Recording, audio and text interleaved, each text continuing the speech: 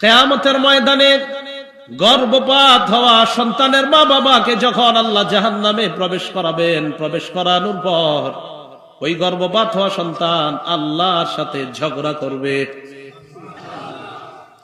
আল্লাহকে বলবে, আল্লাহ আমার মা বাবাকে তুমি জাহান্নাম থেকে বের করে জান্নাত দিয়ে দাও।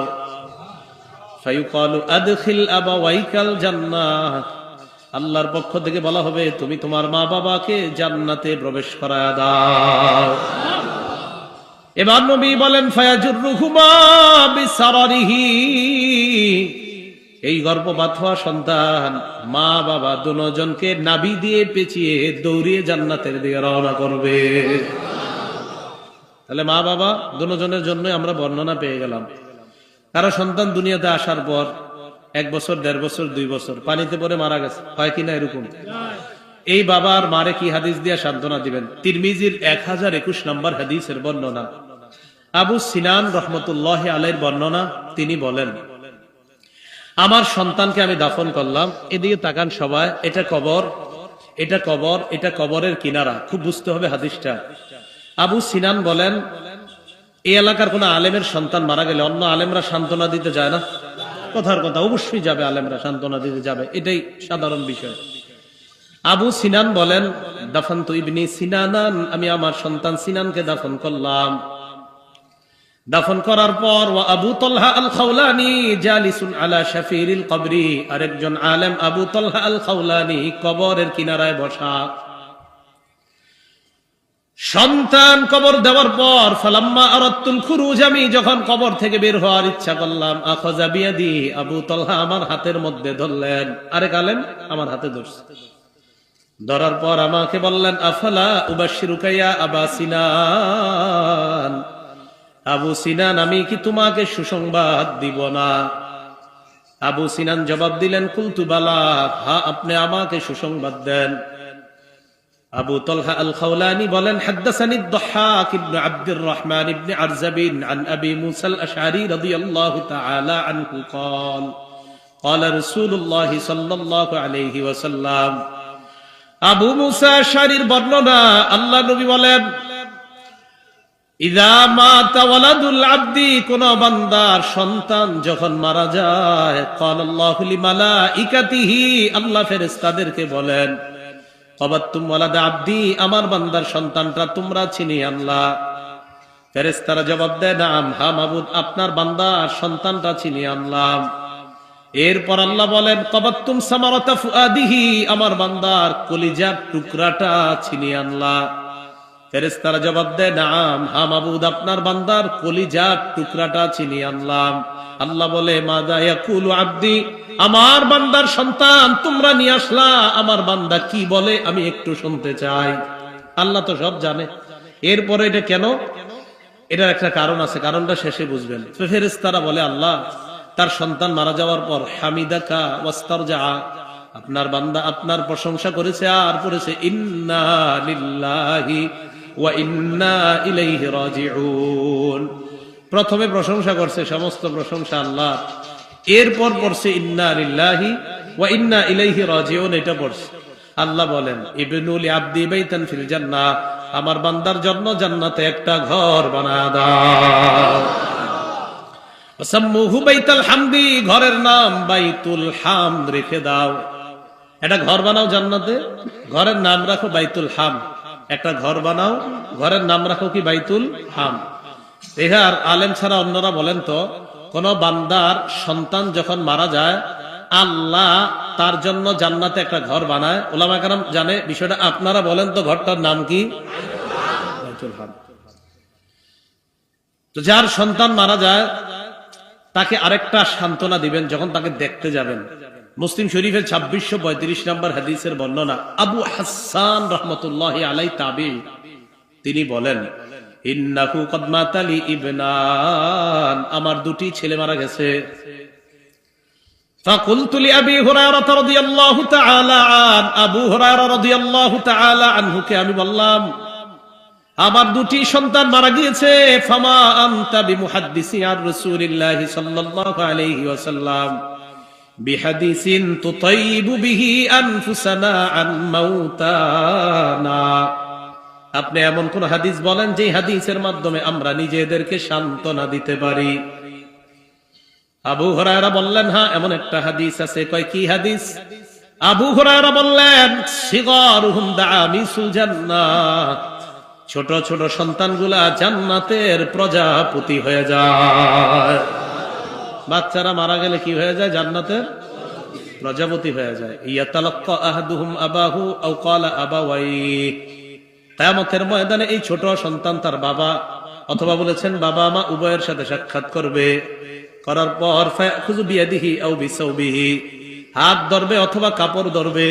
আবু হুরায়রা বলেন, আপনি তো কাপড়ের আঁচল নাই আপনার দেহি, দেখাইতে বইটা। আবু হুরায়রা বলেন, আপনি একটু ধরেন টান দিয়ে, না ধরলে তুই বলো। আবু হুরায়রা বলেন, কামা আনা আখুযু বিসনিফাতি সাওবিকা হাযা, আমি তোমার কাপড়ের এই আঁচলটা যেইভাবে ধরে রাখছি এইভাবে বাচ্চা তার বাবা মায়ের কাপড়ের আঁচল ধরবে। লা ইয়ানতাহি আও ক্বালা লা ইয়াতানাহা হাত্তা ইউদখিলাহুল্লাহু আবাহুল জান্নাহ, জান্নাতে প্রবেশ না করায়া বাবা মায়ের আঁচল ছাড়বে না। এই জন্য সন্তান যদি মারা যায় তার মা বাবাকে সান্ত্বনা দেওয়া, এই কথাগুলা বলে। এখন কথা হলো, সন্তান মারা যাওয়ার পর এদেরকে লালন পালন কে করে? এই বাচ্চাগুলারে। সহিহুল জামে কিতাবের নাম 1023 নম্বর হাদিসের বর্ণনা।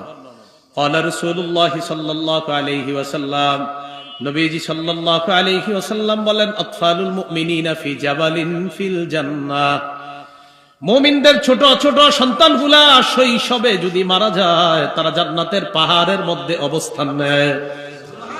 মুমিনদের ছোট সন্তানগুলা কোথায় অবস্থান করে? জান্নাতের পাহাড়ে। ইউকাফিলুহুম ইব্রাহিম ওয়া সারা আলাইহিমাস সালাতু ওয়াস সালাম হাত্তা ইয়ারুদ্দাহুম ইলা আবাইহিম ইয়াউমাল কিয়ামাহ, তাদেরকে ইব্রাহিম নবী এবং সারা লালন পালন করে কিয়ামত পর্যন্ত। কিয়ামতের ময়দানে ইব্রাহিম নবী এবং সারা ওই সন্তানগুলাকে বাবা মায়ের কাছে সুপর্দ করে দেয়। তাহলে লালন পালন করে কে? ইব্রাহিম নবী আর সারা। এই বাচ্চা যাওয়ার পর তাদেরকে দুধ পান করায় কে? বাচ্চা তো মারা গেছে, দুধের বাচ্চা মারা গেছে, তাই দুধ পান করাবে কে? তাকে দুধ পান করানোর জন্য জান্নাতে একজন দুধ পানকারিনী রেডি আছে। যিনি দুগ্ধ দানকারিনী একজন জান্নাতে তৈরি আছে ওই বাচ্চাকে দুধ পান করানোর জন্য। সহিহ বুখারী 1382 নম্বর হাদিসের বর্ণনা। লাম্মা তুওয়াফিয়া ইব্রাহিম রাদিয়াল্লাহু তাআলা আন, নবীর সন্তান ইব্রাহিম রাদিয়াল্লাহু তাআলা আন ছোটবেলায় যখন মারা যায়, ক্বালা রাসূলুল্লাহ সাল্লাল্লাহু আলাইহি ওয়াসাল্লাম, ইন্না লাহু মুরদিআন ফিল জান্নাহ, নবীজি বললেন ইব্রাহিমকে দুধ পান করানোর জন্য একজন দুগ্ধ দানকারিনী জান্নাতে রেডি আছে। তাহলে বাচ্চাকে দুধ পান করানোর জন্য তৈরি আছে। এখন কথা, বাচ্চা যদি বড় হয়, বাচ্চা যদি বেঁচে যায়, তাহলে কি করণীয়? 1 নাম্বার করণীয়, বাচ্চার কানে আজান দেওয়া। বলেন কি করা? আজান দেওয়া। আবু দাউদ শরীফের 5105 নম্বর হাদিসের বর্ণনা। উবাইদুল্লাহ ইবনে আবি রাফি' থেকে বর্ণনা, তিনি বলেন, আমার আব্বা বলেছেন, রাআইতু রাসূলুল্লাহ সাল্লাল্লাহু আলাইহি ওয়াসাল্লাম আযানা ফি উযুনিল হাসান ইবনে আলী ইবনে আবি তালিব রাদিয়াল্লাহু তাআলা আন হিনা ওয়ালাদাতহু ফাতিমা বিস-সালাহ। ফাতিমা রাদিয়াল্লাহু তাআলা আনহা যেদিন তার সন্তান হাসানকে জন্ম দেয়, আমি দেখলাম নামাজের যেমন আজান হয়, আল্লাহ নবীকে দেখলাম হাসানের কানের মধ্যে অবিকল নামাজের মতো আজান দেয়। তাহলে 1 নাম্বার আজান দেওয়া। বলেন কি করা? আজান দেওয়া। 2 নাম্বার তাহনিক করানো। কি করানো? তাহনিক। তাহনিক বলা হয়, জন্মের পর কোন আল্লাহওয়ালার কাছে নিয়ে যাবেন, একটা খেজুর আনবেন, খেজুর নিয়ে যাবেন, উনি খেজুর চাবাবে, খেজুর চাবানো থুতুটা বাচ্চার মুখের মধ্যে দিবে, চাবানো খেজুরের সামান্য অংশ বাচ্চার মুখের ভিতরে তালুর উপরের অংশে লাগিয়ে দিবে। সহিহ বুখারীর বর্ণনা, 3909 নম্বর হাদিসের বর্ণনা। আসমা বিনতে আবি বকর রাদিয়াল্লাহু তাআলা আনহুমার বর্ণনা, তিনি বলেন, আন্নাহা হামালাত বিআব্দুল্লাহ ইবনে জুবাইর রাদিয়াল্লাহু তাআলা আন, আসমা রাদিয়াল্লাহু তাআলা আনহা আব্দুল্লাহ ইবনে জুবাইরকে পেটে নিলেন। পেটে নেওয়ার পর তিনি বলেন, খরাজতু ওয়া আনা মুতিম্মুন, আমি মদিনায় হিজরত করতে রওনা করলাম এমন অবস্থায় আমি আসন্ন প্রসবা। আসন্ন প্রসবা বলা হয় যে কোনো সময় সন্তান হয়ে যেতে পারে। আমি মদিনায় রওনা করার পর আতাইতুল মাদিনা, আমি মদিনায় পৌঁছলাম। ফানাজালতু বিকুবা, কুবা নামক জায়গায় অবতরণ করলাম। ফাওয়ালাদতুহু, সেখানে আমি আমার সন্তানকে জন্ম দিলাম। ফাতাইতু বিহি রাসূলুল্লাহি সাল্লাল্লাহু আলাইহি ওয়াসাল্লাম, আমি আমার সন্তানটাকে নিয়ে আল্লাহ নবীর কাছে আসলাম। ওয়াদাতুহু ফি হাজরিহি, আল্লাহ নবীর কোলের মধ্যে রাখলাম। দা বিতামরা, আল্লাহ নবী খেজুর আনলেন, আনার পর ফামাদাগাহা, খেজুরটা নবী চাবাইলেন। সুম্মা তাফালা ফিহি, আব্দুল্লাহ ইবনে জুবায়েরের মুখের মধ্যে আল্লাহ নবী থুতু মুবারক লাগায়া দিলেন। আসমা রাদিয়াল্লাহু তাআলা আনহা বলেন, ফাকানা আউওয়ালা শাইইন দাখালা জাওফাহু রিকু আব্দুল্লাহ, রিকু রাসূলিল্লাহি সাল্লাল্লাহু আলাইহি ওয়াসাল্লাম। আসমা রাদিয়াল্লাহু তাআলা আনহা বলেন, আমার সন্তান আব্দুল্লাহর পেটের মধ্যে দুনিয়ার খাবার সর্বপ্রথম যায় না, আল্লাহ নবীর থুতু মুবারক সর্বপ্রথম যায়। আব্দুল্লাহর পেটে সর্বপ্রথম রাসূলের থুতু মুবারক গিয়েছে, এই কথাটা মনে রাখা। তোদের থুতু মুবারক সর্বপ্রথম আব্দুল্লাহর পেটে গিয়েছে। মাঝে একটা কথা বলে দেই, ইউটিউবার ভাইয়ারা, আগামীকাল থেকে কোনো মাহফিল ভিডিও করবেন না। আমার বারবার নিষেধ করার পরে কেন আমার মাহফিল ভিডিও করেন? হ্যাঁ, এটা বলেন। এটা আমি ইচ্ছা করে আজকে প্রথমে থামাই নাই, এটা বলার জন্য। এই অংশটাও ভিডিওতে ছাড়বেন। এই যে বলছি ভিডিও করেন না। আপনাদেরকে আমি যখন না করছি কিশোরগঞ্জের ঘটনার পরে, এরপরে কি বলছি ভিডিও করতে? কেন বারবার ভিডিও করতে আসেন? আয়োজকরা শুনে নেন, যারা যারা মাহফিলের আয়োজন করেন, কোথাও যদি ভিডিও থাকে আমি মঞ্চে উঠবো না, আগের কথা। আয়োজক যারা ওরা মাহফিল দেখা যায়, আবরার ভাইয়ের সাথে কোথায় জানি মাহফিল আছে, তো ওই মাহফিলে আসবো, যদি দেখি ভিডিও আছে ওখানে উঠা, আমি ওখানে মঞ্চে যাবো না। এই জন্য এটা এখন থেকে আর ভিডিও ম্যানদেরকে কিছু বলবো না। আয়োজকরা যদি কিছু করতে না পারে, ব্যাস কিছু করার নাই, মঞ্চে যাবো না, সোজা হিসাব। কথাটা মাথায় রাখবেন। রাসূলুল্লাহ সাল্লাল্লাহু আলাইহি ওয়াসাল্লাম তার থুতু মুবারক আব্দুল্লাহ ইবনে জুবায়েরের পেটের মধ্যে সর্বপ্রথম যায়। বাড়াবাড়ি কোনো জিনিস ভালো না, জেনে যাই, দৌড়ায় দৌড়ায় আপনার পিছিয়ে পিছিয়ে যায়, একদম একটা লিমিট তো আছে। আর এই পর্যন্ত আমি যত বয়ান করছি না, এগুলো যদি সারে আগামী 5 বছর ভিডিও না করলো, ওইগুলো আপনারা দেখে শেষ করতে পারবেন না। এত পরিমাণ বয়ান অলরেডি লোডেড আছে, সারে না, একটু সারবো যেই জায়গা পেছ লাগবে। কোথায় আগের ভিডিও সব? না হইলে ৭৭টা বিষয় নিয়ে আমি এই গত 2 বছর আলোচনা করছি। এগুলা কোথায়? কয়টা বিষয়? ৭৭টা। কোথায় এগুলা? রাসূলুল্লাহ সাল্লাল্লাহু আলাইহি ওয়াসাল্লাম তার থুতু মুবারক আব্দুল্লাহ ইবনে জুবায়েরের মুখের মধ্যে দিলেন। আব্দুল্লাহ ইবনে জুবায়ের রাদিয়াল্লাহু তাআলা আনহুর মুখের মধ্যে রাসূলুল্লাহ সাল্লাল্লাহু আলাইহি সাল্লামের থুতু সর্বপ্রথম যায়। তাহলে এখান থেকে বুঝলাম তাহনিক করানো। তাহনিক করানো মানে রাসূলুল্লাহ সাল্লাল্লাহু আলাইহি সাল্লামের সুন্নাহ থেকে শিখলাম, কোন আল্লাহর ওলির কাছে যাবেন, সেখানে যাওয়ার পর তিনি খেজুর চাবাবেন, চাবানোর পর থুতু মুখের মধ্যে লাগিয়ে দিবে, এরপর সামান্য একটু খেজুরের অংশ মুখের তালুর মধ্যে লাগিয়ে দিবে। 3 নাম্বার, ওই সন্তান জন্মগ্রহণ করার পর তার জন্য বরকতের দোয়া করা। কিসের দোয়া করা? আবু দাউদ শরীফের বর্ণনা, 5106 নম্বর হাদিসের বর্ণনা। আন আয়েশা সিদ্দিকাহ রাদিয়াল্লাহু তাআলা আনহা কানা রাসূলুল্লাহ সাল্লাল্লাহু আলাইহি ওয়াসাল্লাম ইউতা বিসসিবিয়ান ফাদউ লাহুম বিল বারাকা। আম্মা জান আয়েশা সিদ্দিকাহ রাদিয়াল্লাহু তাআলা আনহার বর্ণনা, নবীজির কাছে যখন কোন সন্তান আনা হতো, বাচ্চাদেরকে আনার পর আল্লাহ নবী বরকতের দোয়া করতেন। এই হাদিস থেকে জানলাম আমরাও আমাদের কোলে কোনো বাচ্চাকে নেওয়ার পর বরকতের দোয়া করা, ছবি না তোলা। বাচ্চাদেরকে কোলে নেওয়ার পর ছবি না তোলা, কিসের দোয়া করা বলেন তো? বরকতের দোয়া করা। এই হলো 3 নাম্বার। 4 নাম্বার, আকিকা করা। একটা আদর্শ পরিবার গঠনের জন্য এই কাজগুলো অত্যন্ত জরুরি। আকিকা করা 7ম দিনে। নাসাই শরীফের 4220 নম্বর হাদিসের বর্ণনা। ক্বালা রাসূলুল্লাহ সাল্লাল্লাহু আলাইহি ওয়াসাল্লাম, নবীজি সাল্লাল্লাহু আলাইহি ওয়াসাল্লাম বলেন, কোন সন্তান যখন জন্মগ্রহণ করে, এই সন্তানের পক্ষ থেকে তুজবাহু আনহু ইয়াউমা সাবিহি, 7ম দিনে আকিকা করা। কুল্লু গুলামিন রাহিনুন বিআকিকাতিহি, প্রত্যেক গোলাম তার আকিকার সাথে আবদ্ধ। যত সন্তান জন্মগ্রহণ করে সে আকিকার সাথে আবদ্ধ থাকে। তুজবাহু আনহু ইয়াউমা সাবিহি, 7ম দিনে তার পক্ষ থেকে পশু জবাই করা হবে। ওয়ায়ুহলাকু রাসুহু, তার মাথা মুন্ডন করা হবে, ওয়ায়ুসাম্মা, তার নাম রাখা হবে। এক্ষেত্রে একটা কাজ মনে রাখা আমাদের, তিরমিজি শরীফের 1519 নম্বর হাদিসের বর্ণনা, নবীজি ফাতেমা রাদিয়াল্লাহু তাআলা আনহাকে বললেন, ফাতেমা ইহলিকি রাসা, তোমার সন্তানের মাথার চুল মুন্ডন করবা, করার পর ওয়া তাসাদদাকি বিজিনাতি শারিহি ফিদ্দাতান, তোমার সন্তানের মাথার চুল পরিমাণ ওজন করে এই পরিমাণ রূপা আল্লাহর রাস্তায় সদকা করে দিবা। আলী রাদিয়াল্লাহু তাআলা আনহু বলেন, ফাওয়াজানতুহু, আমি ওজন করলাম, ফাকানা ওয়াজনুহু দিরহামান আও বা'দা দিরহাম, আমি ওজন করার পর দেখলাম হাসানের চুল 1 দিরহাম অথবা অর্ধ দিরহাম পরিমাণ হয়েছে। তাহলে আকিকা করা সপ্তম দিনে, যদি সপ্তম দিনে না পারেন 14-21তম দিনে, আল জামিউস সগীর 5681 নম্বর হাদিসের বর্ণনা, 21তম দিনে। তাহলে আকিকা সপ্তম দিনে, এটা সম্ভব না হলে 14তম দিনে, এটা সম্ভব না হলে 21তম দিনে, এইভাবে আকিকা করা।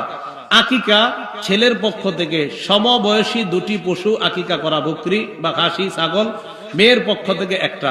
তিরমিজি শরীফের 1513 নম্বর হাদিসের বর্ণনা, ইউসুফ ইবনে মাহাক থেকে বর্ণনা, তিনি বলেন, আন্নাহুম দাখালু আলা হাফসা বিনতে আব্দুর রহমান, কয়েকজন আলেম হাফসা বিনতে আব্দুর রহমানের কাছে গেলেন, যাওয়ার পর প্রশ্ন করলেন আকিকার ব্যাপারে।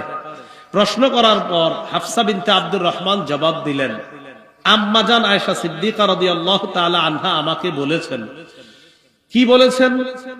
আন্না রাসূলুল্লাহ সাল্লাল্লাহু আলাইহি ওয়াসাল্লাম আমারাহুম আনিল গুলামি শাতানি মুকাফিআতান, নবীজি ছেলের পক্ষ থেকে সমবয়সী 2টি পশু জবাই করার জন্য, আকিকা দেওয়ার জন্য বলেছেন।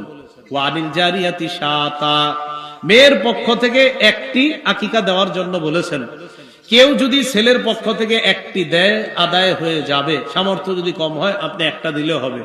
তিরমিজি শরীফের 1514 নম্বর হাদিসের বর্ণনা, আক্কা রাসূলুল্লাহ সাল্লাল্লাহু আলাইহি ওয়াসাল্লাম আনিল হাসানি বিশাত, রাসূলুল্লাহ সাল্লাল্লাহু আলাইহি ওয়াসাল্লাম হাসান রাদিয়াল্লাহু তাআলা আনহুর পক্ষ থেকে 1টা বকরি আকিকা করেছেন। তাহলে 1টা পশু আকিকা করা, এটাও হাদিস দ্বারা প্রমাণিত। আকিকার গোশত সবাই খাবেন, যেই বাচ্চার আকিকা ওই বাচ্চাকেও আকিকার গোশত খাওয়াতে পারবেন। এ আর সপ্তম দিনে কি খাবে? ফ্রিজের মধ্যে রেখে দিবেন, বড় হইলে খাওয়াই দিবেন।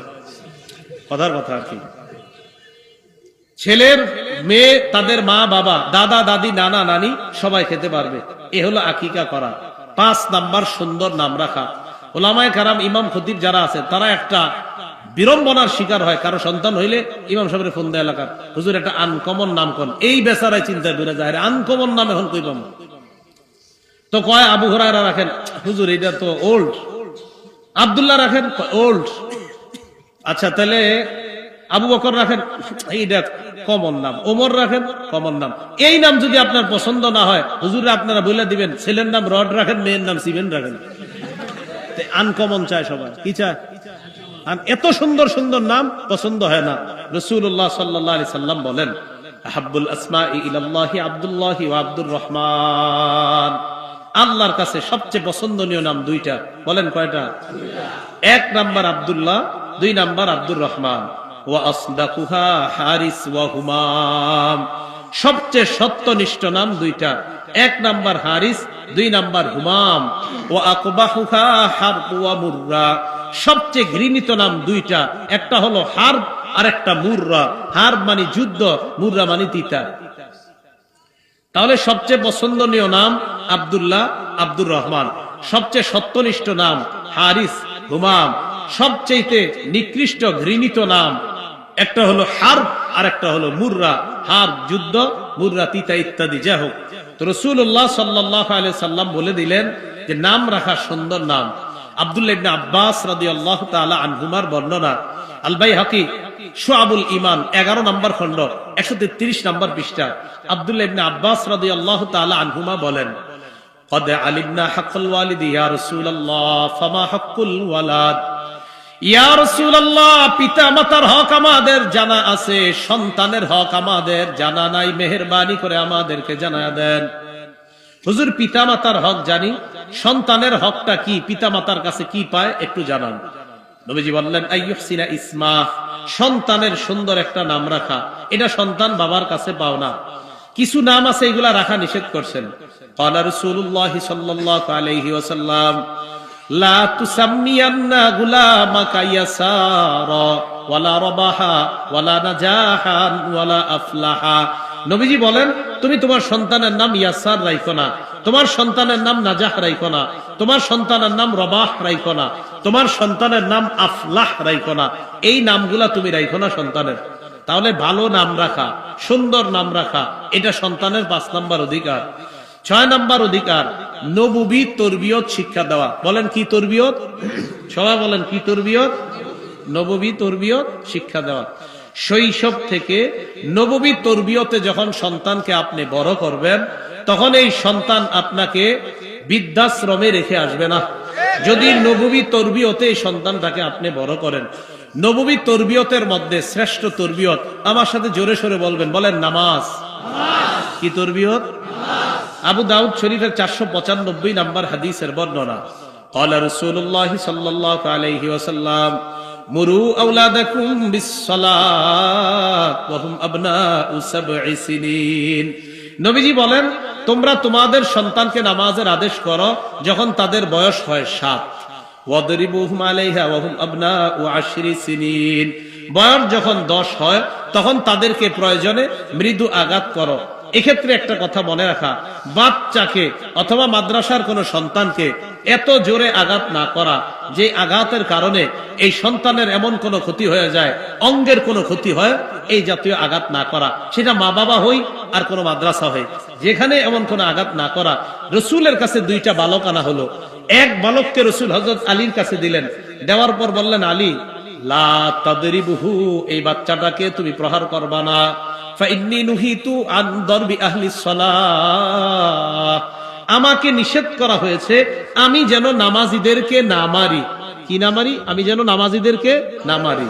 ওয়া ইন্নী রাআইতুহু ইউসাল্লি মুনযু আকবালনা, আমি এই এলাকায় আসার পরে দেখছি এই ছেলেটা নামাজ পড়ে, আলী তুমি তাকে মারবা না। তাহলে যে নামাজ পড়ে, যার অভ্যাস আছে, ছোট্ট মানুষ নামাজ পড়ে, হযরত আলীকে রাসূল বললেন তাকে তুমি প্রহার করবা না।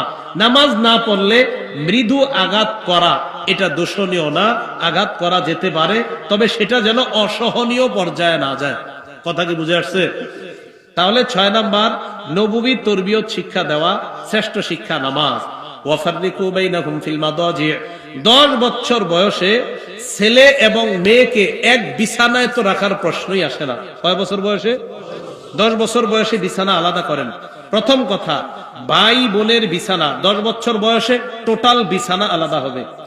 আর যদি ভাই ভাই হয় আর বোন বোন হয়, সেক্ষেত্রে সম্ভব হলে বিছানা আলাদা, মানে 2 বোনকে 2 বিছানা সম্ভব হলে। সম্ভব না হলে 2 বোন যদি এক বিছানায় থাকে, 2 ভাই যদি এক বিছানায় থাকে, ল্যাপ কাঁথা কম্বল আলাদা দেওয়া, মাঝে কোলবালিশ দেওয়া। ভাই ভাই এক বিছানায়, মানে সামর্থ্য কম, সেক্ষেত্রে আপনি কাঁথা কম্বল আলাদা দেওয়া। বয়স যখন 10 হয়। আবু দাউদের 4018 নম্বর হাদিস। ক্বালা রাসূলুল্লাহ সাল্লাল্লাহু আলাইহি ওয়াসাল্লাম, নবীজি বলেন লা ইফদির রাজুলু ইলা রাজুলি ফি সাওবিন ওয়াহিদ ওয়া লা তুফদিল মারআতু ইলাল মারআতি ফি সাওবিন ওয়াহিদ। এক পুরুষ আরেক পুরুষের সাথে এক কাঁথা কম্বল লেপের নিচে যেন না ঘুমায়, এক নারী আরেক নারীর সাথে এক কাঁথা কম্বলের নিচে যেন না ঘুমায়। প্রথম কথা, কন্যা সন্তান যখন 10 বছর হবে, ওই কন্যা সন্তানের বিছানা বাবা এবং ছেলে থেকে আলাদা করা। কি বললাম? বাবা এবং ছেলে থেকে। হ্যাঁ, আব্দুল মুখতার স্পষ্ট কথা, বাবা এবং ছেলে থেকে আলাদা করা। পরের কথা, 2 ভাইকে এক বিছানায় যদি দেন, 2 বোনকে যদি এক বিছানায় দেন, আলাদা কাঁথা কম্বল লেপের ব্যবস্থা করেন, মাঝে কোলবালিশ দেন। সামর্থ্য থাকলে সবাইকে আলাদা খাট দিয়ে দেন। এটা নববী তরবিয়ত। তো রাসূলুল্লাহ সাল্লাল্লাহু আলাইহি সাল্লাম বললেন তোমাদের সন্তানকে 7 বছর বয়সে নামাজের আদেশ করো, 10 বছর বয়সে মৃদু আঘাত করো, বিছানা আলাদা করে দাও। ভাই কথাগুলো মনে থাকবে? 7 নাম্বার, সন্তানকে সুশিক্ষায় শিক্ষিত করা। বলেন কি শিক্ষা? শ্রেষ্ঠ শিক্ষা, আমার সাথে বলেন কোরআন। শ্রেষ্ঠ শিক্ষা এবার বলেন, বলেন এরপর হাদিস। শ্রেষ্ঠ শিক্ষার প্রথম, বলেন শ্রেষ্ঠ শিক্ষার প্রথম। আপনার সন্তান যাই হবে আর না হবে, যদি মুসলমান হয় কোরআন শিখতেই হবে। যদি কি হয়, মুসলমান হয়, তাহলে কি শিখতে হবে? তাহলে শ্রেষ্ঠ শিক্ষা কোরআনের শিক্ষা, এরপর হাদিসের শিক্ষা। কোরআন এবং হাদিস উভয় শিক্ষা এটা সন্তানকে দেওয়া। রাসূলুল্লাহ সাল্লাল্লাহু আলাইহি ওয়াসাল্লাম বলেন, সহিহ বুখারীর বর্ণনা 5027 17 নম্বর হাদিসের বর্ণনা, قال رسول الله صلى الله عليه وسلم, নবীজি বলেন, খায়রুকুম মান তাআল্লামাল কুরআন ওয়া আল্লামা, তোমাদের মধ্যে সর্বোত্তম ওই ব্যক্তি যে কোরআন শিখে অন্যকে শিখায়। তিরমিজির বর্ণনা 2909 2910 নম্বর হাদিসের বর্ণনা, মান ক্বারাআ হারফাম মিন কিতাবিল্লাহ ফালাহু বিহি হাসানা, কোরআনের একটি অক্ষর যদি কেউ পড়ে তার আমল নামায় ওয়াল হাসানাতু বিআশরি আমসালিহা, এক অক্ষরে 10টা নেকি লিপিবদ্ধ হয়ে যায়। পড়েন তো আলহামদু, আবার আলহামদু, আলহামদু, এভাবে পড়ায় না হুজুররা? আবার পড়েন তো আলহামদু। আমি আপনাদেরকে 4 বার পড়াইছি। আলহামদুতে 5টা অক্ষর, আ হামদু 5 অক্ষর, 50 নেকি। 2 বার শিখাইছিলাম আপনাদেরকে, 100 নেকি। তৃতীয়বারও আপনাদেরকে বলাইছি, 150 নেকি। চতুর্থবার বলাইছি, 200 নেকি সবাই পেয়ে গেছেন। এই জন্য বয়স্ক শিক্ষায় গিয়ে যখন ওস্তাদ আপনারে পড়ায়, হামজা লাম জবর আল, হামিম জবর হাম, দাল পেশ দু, আল হামদু, এই যতবার পড়তেছেন এই 5টা অক্ষর যতবার, অনেকে কয় হুজুর কোরআন পারি না, শিখতে থাকেন শিখতে থাকেন। আপনি পারতেছেন না, বয়স হয়ে যাওয়ার পর শিখতে থাকেন। একটা ক্ষতি তো আর নাই, লস তো আছে আপনার। এই যে 100 বার আপনি আলহামদু পড়লেন, এই আলহামদু 100 বার পড়ার কারণে প্রতি আলহামদুতে 50টা নেকি হইলে 100 বার যে প্র্যাকটিস করলেন, কত নেকি আজকে বাসায় গিয়ে ক্যালকুলেটরে হিসাব করেন।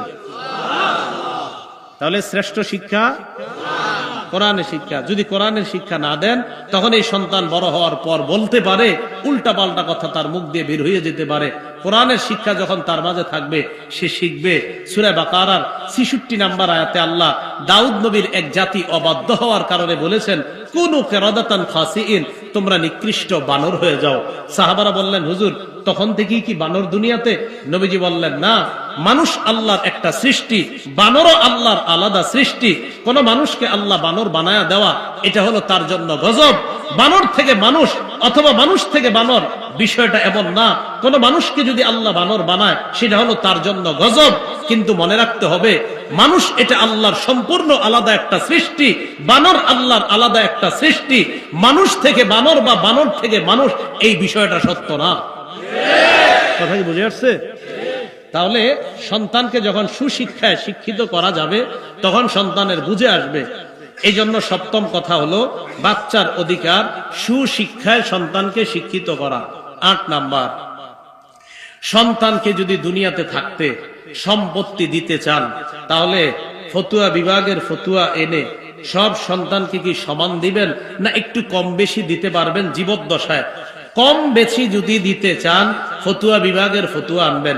কেন আপনি কম দিবেন, এটার কারণ জানাতে হবে।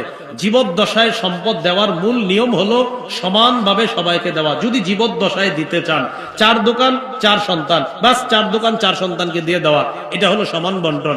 হ্যাঁ, কোন সন্তানকে আপনি 2টা দিয়ে দিবেন, কথার কথা। কেন দিবেন, এটা একটা ফতুয়া বিভাগ থেকে ফতুয়া আনবেন যে হুজুর এই কারণে। কথার কথা, আপনার 2 ছেলে, বড় ছেলে খুব ভালো, ছোটটা খুব গাঞ্জা খায়। কি খায়? গাঁজা খায়। এখন আপনি জানেন যে ওরে যদি সম্পদ দিয়ে গাঁজা খেয়ে সব সম্পদ শেষ করবে।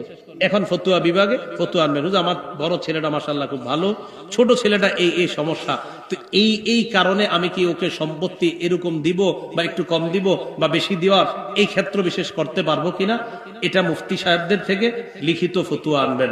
কিন্তু প্রথম কথা হলো জীবদ্দশায় নিয়ম হলো সমানভাবে দেওয়া। মুসলিম শরীফের বর্ণনা 1623 নম্বর হাদিসের বর্ণনা। এই হাদিসের মধ্যে আসছে, রাসূলের সাহাবী নু'মান রাদিয়াল্লাহু তাআলা আন, বাপের নাম মানে নু'মান রাদিয়াল্লাহু তাআলা আনহুর আব্বার নাম বশীর রাদিয়াল্লাহু তাআলা আন। নু'মান ইবনে বশীর রাদিয়াল্লাহু তাআলা আনহু বলেন, আমার আব্বা আমারে কিছু সম্পদ দিছে, যা আমার অন্যান্য যারা আমার ভাই বোন আছে তাদেরকে আব্বা এরকম দেয় নাই, আমারে আলাদা একটু বেশি দিছে। দেওয়ার পর ইনতালাকা বি আবি ইয়াহমিলুনি ইলা রাসূলিল্লাহি সাল্লাল্লাহু আলাইহি ওয়াসাল্লাম, আমার আব্বা আমাকে নবীজির কাছে নিয়ে গেলেন। নবীজির কাছে নেওয়ার পর আল্লাহ নবীকে বললেন, ইয়া রাসূলুল্লাহ ইশহাদ আন্নী ক্বাদ নাহালতু নুমান কাযা ওয়া কাযা বিমালি। ইয়া রাসূলুল্লাহ, আপনি সাক্ষী থাকেন আমি আমার সন্তান নুমানকে আমার অমুক অমুক সম্পদটা দিয়ে দিলাম। নবীজি বলেন, তুমি যে নুমানকে ওই ওই সম্পদটা দিলা, আকুল্লা বানিকা ক্বাদ নাহালতা মিসলা মা নাহালতা নুমান, তোমার অন্যান্য সন্তানদেরকে নুমানের মতো দিয়েছো কিনা? কয় জি না। নবী বললেন, ফাশহাদ আলা হাযা গায়রি, তাহলে আমার ছাড়া অন্য কাউরে সাক্ষী বানাও। হুজুর আপনি সাক্ষী থাকেন, আমি নুমানকে ওই ওই সম্পদটা দিছি, আপনি সাক্ষী থাকেন। নবীজি বললেন, সব সন্তানদেরকে সমান দিছো? কয় না। তা আমি ছাড়া অন্য কাউরে সাক্ষী বানাও। নবীজি বললেন, আয়া সুররুকা ইয়াকুনু ইলাইকা ফিল বিররি সাওয়া, তোমার কি এটা আনন্দ দেয় যে সম্পত্তি বন্টন করার ক্ষেত্রে তোমাকে কি এই বিষয়টা আনন্দিত করে যে তোমার সব সন্তান তোমার প্রতি সমানভাবে ভালো আচরণ করুক? এটা কি তুমি চাও? জি আমি চাই। তাহলে যদি এই আচরণ সবার কাছ থেকে চাও, তো সম্পদ কেন কম দিবা? সবার কাছ থেকে যদি সমানভাবে আচরণ চাও, তাহলে সম্পদ কেন তুমি কম দিবা? বাকি আবারও বলছি, কম দেওয়া যাবে কিনা এটা লিখিত ফতোয়া লাগবে, কারণ জানাবেন এই এই কারণ। জীবদ্দশায় মূল নিয়ম হলো সমানভাবে সম্পদ দেওয়া। এগুলো 8 নাম্বার কথা। 9 নাম্বার, সন্তান যদি বিয়ের বয়স হয় তাকে বিয়ে করায়া দেওয়া। বিয়ের বয়স হলে কি করায়া দেওয়া? বিয়ে করায়া দেওয়া। বাইহাকি শুআবুল ঈমান 11 নাম্বার খণ্ড 137 নাম্বার পৃষ্ঠা। আব্দুল্লাহ ইবনে আব্বাস রাদিয়াল্লাহু তাআলা আনহুমার বর্ণনা, নবীজি বলেন, কোন সন্তান যখন বালেগ হয় ফাল্যুযাওবিজহু, তার বাবা যেন তাকে বিয়ে করায়া দেয়। ওয়া ইন বালাগা ওয়া লাম ইউযাওবিজ, বালেগ হওয়ার পর যদি বাবা বিয়ে না করায়, ফাইন্নামা ইসমুহু আলা আবি, তাহলে ওই সন্তানের গুনাহ বাবার উপর যাবে। কোন সন্তান বালেগ হইছে, বালেগ হওয়ার পর যদি গুনাহ করে বাবা বিয়ে না করায়, তাহলে এই সন্তানের গুনাহের অংশ বাবার কাঁধেও যাবে। এখন কথা, হুজুর আমার তো সামর্থ্য কম, সন্তানটা আমি বিয়ে একটু পরে করাই। কিন্তু সন্তান যদি গুনাহ করে সামর্থ্য কমের কারণে, ও তো গুনাহ করতেছে, কেন গুনাহ করে? আপনি যে ওর একটা মোবাইল কিনে দিচ্ছেন 25-30 হাজার 35 হাজার টাকা দিয়ে, এটা গুনাহ করে তো সে 20 হাজার টাকা দিয়ে তো বিয়ে করায় ফেলতে পারতেন, সেখানে 35 হাজার টাকা দেবেন মোবাইল দিচ্ছেন। 35 খরচ করলে তো সুন্দর একদম ভালো ঘরের মেয়ে একটা আনতে পারতেন। তা আপনি এত দামি একটা মোবাইল দিয়ে না দিয়ে আপনার বিয়ে করাইতেন। এখন কথা হলো, হুজুর আমার সামর্থ্য কম, আমি বিয়ে করাবো না। তাহলে রোজা রাখান। কি রাখান? রোজা রাখান। বলেন আমার সাথে, হয়তো বিয়ে, বলেন, নয়তো রোজা। গুনাহ করা যাবে না। তাহলে সন্তান বালেগ হওয়ার পর হয়তো বিয়ে, সামর্থ্য যদি থাকে বিয়ে, সামর্থ্য না থাকলে রোজা, সামর্থ্য থাকলে বিয়ে, সামর্থ্য না থাকলে রোজা। নবীজি বলেছেন, ইয়া মাশারাশ শাবাব, হে যুবকরা, মান ইসতাতা মিনকুমুল বাআ, তোমাদের মাঝে যদি কেউ সামর্থ্যবান হও, ফালইয়াতাজাওয়াজ, সে যেন বিয়ে করে। যদি কারো ভরণ পোষণের সামর্থ্য থাকে, সে যেন বিয়ে করে। ফাইন্নাহু আগাদ্দু লিল বাসার, কারণ এই বিয়ে তার নজরকে অবদমিত রাখে, নজর নিচে রাখে। ওয়া আহসানু লিল ফার, লজ্জাস্থানকে হেফাজত করে। তাহলে বিয়ে নজর নিচে রাখে আর বিয়ে লজ্জাস্থানকে হেফাজত করে। আর যদি বিয়ে করার সামর্থ্য না রাখে, তাহলে রোজা রাখবে। কি রাখবে? তাহলে বলেন, সামর্থ্য থাকলে, না থাকলে, আবার সামর্থ্য থাকলে, না থাকলে গুনাহ করা যাবে না। কথা বুঝে আসছে সবার? তাহলে 9 নাম্বার, সন্তান যদি বালেগ হয় বিয়ে করা দেওয়া। 10 নাম্বার, বিয়ের ক্ষেত্রে সন্তানের মতামতকেও আমলে নেওয়া, তার মতামত শোনা। আপনি একটা মেয়ের দেখার জন্য পাঠাইছেন আপনার বিবিরে আর মেয়েরে, আপনার মেয়ের আর কি, ছেলের বিবি দেখবে আপনার বিবি আর আপনার মেয়ে। আপনি তো দেখা যায় যে নেই ছেলে বিয়ে করানোর আগে। ছেলে বিয়ে করানোর আগে শ্বশুরের জন্য পুত্র বধূকে, আবার বলছি, শ্বশুরের জন্য বালেগা হুব পুত্র বধূকে বিয়ের আগে দেখা জায়েজ নাই। কি বললাম? শ্বশুরের জন্য বালেগা হুব পুত্র বধূ বললাম, বালেগা, না বালেগা হইতে পারে বিবি, এই জন্য বললাম বালেগা। বালেগা মেয়ের যদি আপনার ছেলের বিবি আনবেন, বিবি বানিয়ে আনবেন, কিন্তু আপনার ছেলে এখনো বিয়ে করে নাই, বিয়ের আগে এই মেয়েকে দেখা আপনি শ্বশুরের জন্য জায়েজ নাই। কেন? বিয়ে কি আপনি করবেন? তা আপনি কি দেখবেন? তাহলে বিয়ের আগে না, এটা যেই কোনো ভাবে, এভাবে সেভাবে কোনোভাবেই জায়েজ নাই, কোনোভাবে কি নাই, জায়েজ নাই। একটু ছবিটা এরকম না, কোনোভাবেই জায়েজ নেই। কি আশ্চর্যের কথা, বিয়ের আগে মেয়ের তার দুলাভাই 14 গোষ্ঠী খালু টালু যা আছে সব দেখে। বিয়ে কি এই ছেলে যারা আছেন, আপনি আপনার দুলাভাইরও দেখান মেয়ের ছবি, আপনার খালুরে দেখান, আপনার মামারে দেখান, কেন আপনার খালু মামা এদের কাছে বিয়ে দিবেন? তো বিয়ের আগে কেন দেখান এদেরকে? বিয়ে তো আপনি করবেন, লজ্জা শরম থাকা উচিত। আপনার বউ মানুষকে দেখায় বেড়াচ্ছেন। রাসূলুল্লাহ সাল্লাল্লাহু আলাইহি সাল্লাম হাদিস দ্বারা স্পষ্ট প্রমাণিত যে বিয়ের আগে ছেলে মেয়ে তাদের মতামত এটাকে গুরুত্ব দেওয়া। নবীজির যুগে এক ঘটনা ঘটে গেছে। এক মেয়েরে তার আব্বা চাচাতো ভাইয়ের সাথে জোর করে বিয়ে দিয়ে দিছে। মুসনাদে আহমদ 6 নম্বর খন্ড 316 নম্বর পৃষ্ঠায় বর্ণনা আসছে। এক মেয়ে আম্মাজান আয়েশা সিদ্দিকার কাছে আসছে। আসার পর আম্মাজান আয়েশা সিদ্দিকাকে বললেন, আম্মাজান, ইন্না আবি জাওয়াজানি মিন ইবনি আখি ওয়া আনা কারিহা। আম্মাজান, আমার আব্বা আমার অমতে আমাকে জোর করে চাচাতো ভাইয়ের সাথে বিয়ে দিয়ে দিছে। এই জাতীয় ঘটনা এই যুগে ঘটে কিনা? আম্মাজান আয়েশা সিদ্দিকা বললেন, ইজলিসি হাত্তা ইয়াতিয়া রাসূলুল্লাহ, বসো, নবীজি আসুক, নবীজির কাছে মাসালা জিজ্ঞাসা করব, এরপর তুমি মাসালা জানবা। তো নবীজি সাল্লাল্লাহু আলাইহি সাল্লাম আসছে। আসার পর আম্মাজান বললেন, হুজুর, এই মেয়েটাকে তার আব্বা অনুমতি ছাড়া, মেয়েটার অমতে, মেয়েটার অপছন্দনীয় থাকা সত্ত্বেও তার চাচাতো ভাইয়ের সাথে জোর করে বিয়ে দিয়ে দিয়েছে। নবীজি বললেন, তার বাপের ডাকো। ডাকছে। আনার পর নবীজি ওই মেয়েটাকে বললেন, তুমি কি এই বিয়েতে থাকবা নাকি বিয়ে ভেঙে দিব? মেয়েটা বললেন, হুজুর, আজাজতুমা সোনা আবি, আমার আব্বা যে কাজটা করছে আমি অনুমোদন দিয়ে দিলাম, আমি এই বিয়ে মেনে নিলাম। তো আসছো কেন, বিয়ে মেনে নিলে? মেয়েটা বললেন, হুজুর, বিয়ের ক্ষেত্রে যে একটা মেয়ে তার মত ব্যক্ত করার অধিকার রাখে, এই অধিকারটা কিয়ামত পর্যন্ত প্রতিষ্ঠিত যেন হয়ে যায়, এই আইনটা চালু করার জন্য আমি আপনার কাছে আসছি। রাসূলুল্লাহ সাল্লাল্লাহু আলাইহি সাল্লাম বাস মেয়েরও যে একটা মত থাকতে পারে সেদিন থেকে নবীজি জানিয়ে দিলেন যে একটা মেয়ে, তাকেও বিয়ের ক্ষেত্রে জিজ্ঞাসা করতে হবে। কথাগুলো কি মনে থাকবে? 11 নাম্বার, সন্তানের ভরণ পোষণের দায়িত্ব আপনার, অন্তত বালেগ হওয়ার আগ পর্যন্ত। আবু দাউদের বর্ণনা, 1692 নম্বর হাদিস। ক্বালা রাসূলুল্লাহ সাল্লাল্লাহু আলাইহি ওয়াসাল্লাম, নবীজি বলেন, কাফা বিল মারই ইসমান আইয়ুদাইয়া মা ইয়াকুত।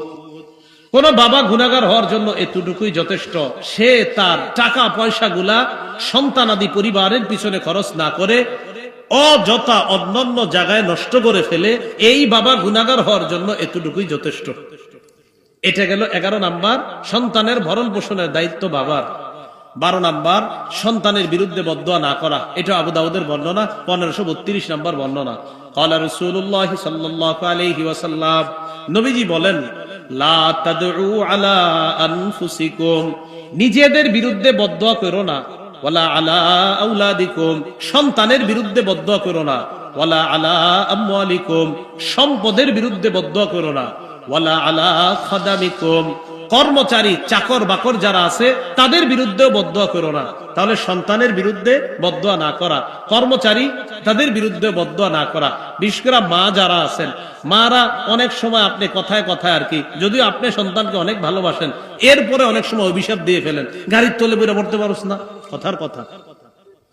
রাসূলুল্লাহ সাল্লাল্লাহু আলাইহি সাল্লাম নারীদের সামনে গিয়ে বললেন, ইয়া মাশারান নিসা তাসাদদাকনা ওয়ালাউ মিন হুলিকিকুন্না, হে নারীরা, তোমরা সদকা করো, যদিও তোমাদের অলংকার আদি দিয়ে হয়, অলংকার দিয়ে হলেও সদকা করো। ফাইন্নী উরিতুকুন্না আকসার আহলিন নার, আমি দেখলাম তোমরা বেশিরভাগ জাহান্নামী, বেশিরভাগ জাহান্নামী। অন্য বর্ণনায় নবী কি বলে দেখেন, আমাকে জান্নাত দেখানো হলো, জাহান্নাম দেখানো হলো। আমি দেখলাম জান্নাতের মধ্যে ইন্না আকাল্লা সাকিনিল জান্নাহ আন-নিসা, আমি দেখলাম জান্নাতে অধিবাসীদের মধ্যে সবচেয়ে কম সংখ্যক নারীরা। জান্নাতের অধিবাসীর মধ্যে কম সংখ্যক আর জাহান্নামে বেশি সংখ্যক। এতে আমার আপনার আনন্দিত হওয়ার কিছু নাই। আমার মা হবে, আমার বোন হবে, আমার বিবি হবে, আমার আত্মীয়র কোনো মেয়েই তো হবে।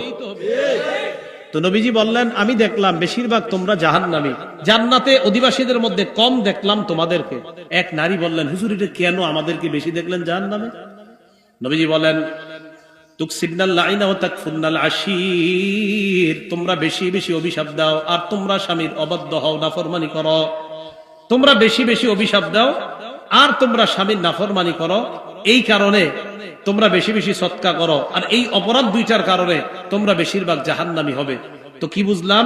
সন্তানের বিরুদ্ধে বদদোয়া না করা, সম্পদের বিরুদ্ধে বদদোয়া না করা, নিজের বিরুদ্ধে বদদোয়া না করা, চাকর বাকর যারা আছে তাদের বিরুদ্ধেও বদদোয়া না করা। 1 নাম্বার জন্মের পর আজান দেওয়া। 2 নাম্বার তাহনিক করানো। তাহনিকটা ওলামারা ছাড়া অন্যরা বলতে পারবেন? যেহেতু 2-3 জন কইছেন, তাহনিক কারে কয়? আলেম ছাড়া অন্যরা বলতে পারবেন? কারে কয়? মুখে কি দিবে?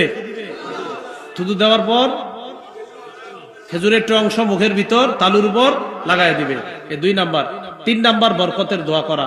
4 নাম্বার আকিকা করা। 5 নাম্বার সুন্দর নাম রাখা। 6 নাম্বার নবুবী তরবিয়ত শিক্ষা দেওয়া। 7 নাম্বার সুশিক্ষায় শিক্ষিত করা।